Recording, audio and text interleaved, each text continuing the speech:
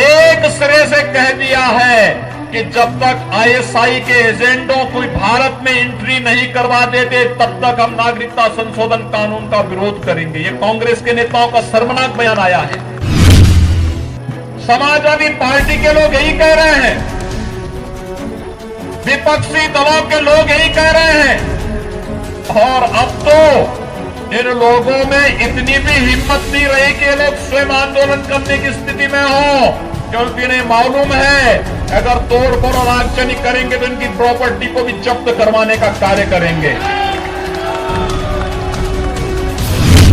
नागरिकता कानून को लेकर लगातार विरोधियों के सुर तेज हो गए हैं। यूपी में जब उपद्रव होने शुरू हुए तो प्रशासन ने बड़ी सख्ती से निपटने का प्लान तैयार किया है। फिर एक बार मुस्लिम महिला सड़कों पर उतर गई हैं। इसको लेकर यूपी में सीएम योगी आदित्यनाथ आग बबूला हो गए हैं। देखिए किस तरह उन्होंने सपा कांग्रेस को चुनौती दे डाली। इनके लिए हिंदू महत्वपूर्ण नहीं, इनके लिए सिख महत्वपूर्ण नहीं, इनके लिए बौद्ध और जैनी महत्वपूर्ण नहीं, इनके लिए पारसी महत्वपूर्ण नहीं, और अब तो कांग्रेस के लिए ईसाई भी महत्वपूर्ण नहीं रहे। और उन्होंने एक सिरे से कह दिया है कि जब तक आईएसआई के एजेंडों कोई भारत में एंट्री नहीं करवा देते तब तक हम नागरिकता संशोधन कानून का विरोध करेंगे। ये कांग्रेस के नेताओं का शर्मनाक बयान आया है। समाजवादी पार्टी के लोग यही कह रहे हैं, विपक्षी दलों के लोग यही कह रहे हैं, और अब तो इन लोगों में इतनी भी हिम्मत नहीं रही कि ये लोग स्वयं आंदोलन करने की स्थिति में हो, क्योंकि इन्हें मालूम है अगर तोड़फोड़ और आगजनी करेंगे तो इनकी प्रॉपर्टी को भी जब्त करवाने का कार्य करेंगे। अब इन्होंने क्या किया है, अपने घर की महिलाओं को चौराहे चौराहे पर बिठाना प्रारंभ कर दिया है, बच्चों को बिठाना प्रारंभ कर दिया है। कितना बड़ा अपराध कि पुरुष घर में सो रहा है रजाई ओढ़ करके और महिलाओं को आगे करके चौराहे चौराहे पर बिठाया जा रहा है।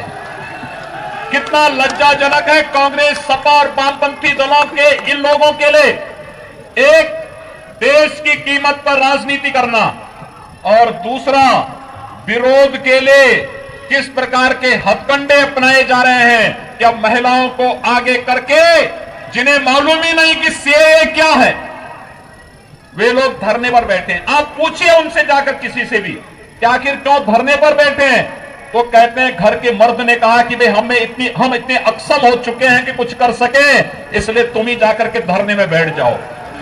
कांग्रेस ने अगर बाबा साहब भीमराव अंबेडकर की बातों को माना होता तो कश्मीर, देश का स्वर्ग कहा जाने वाला कश्मीर, आतंकी गतिविधियों के कारण नरक नहीं बना होता। हम अभिनंदन करेंगे प्रधानमंत्री मोदी जी का, उन्होंने धारा 370 के मुद्दे पर किसी की परवाह किए बगैर देश सर्वोपरि है, नेशन फर्स्ट की पॉलिसी का पालन करते हुए भारतीय जनता पार्टी का जो सिद्धांत रहा है उसके अनुरूप निर्णय लेते हुए, कठोर निर्णय लेते हुए आतंकवाद की ताबूत पर अंतिम कील ठोकने का कार्य भी कर दिया है। अब भारत की धरती पर आतंकवाद नहीं पनप सकता है।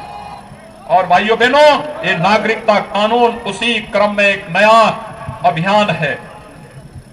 हमारे भाई बंधु जिन्होंने पाकिस्तान बनाने का विरोध किया था, पाकिस्तान में 23% हिंदू थे जब देश विभाजित हुआ था, आज 1% हिंदू बचा है। कहां चले गए बाकी? क्यों कांग्रेस, सपा, बसपा के लोग इस पर मौन हैं? आखिर उनकी गलती क्या थी? क्यों उन्हें मारा गया? क्यों उन्हें धर्मांतरित किया गया? लेकिन दुनिया की मानवता के नाम पर कैंडल मार्च निकालने वाले इन बेशरमों के सामने भी कोई उपचार, कोई बात नहीं, एक भी जवान नहीं इनके बारे में कि हम सहानुभूति व्यक्त कर सकें। उन शरणार्थियों के बारे में, उन हिंदू, सिखों और जैनी, बौद्ध, पारसी और ईसाइयों के बारे में जिनका पाकिस्तान, अफगानिस्तान और बांग्लादेश में कत्लेआम हुआ, या जिनका निरंतर कत्लेआम और धर्मांतरण हो रहा है, उसके बारे में एक भी शब्द नहीं।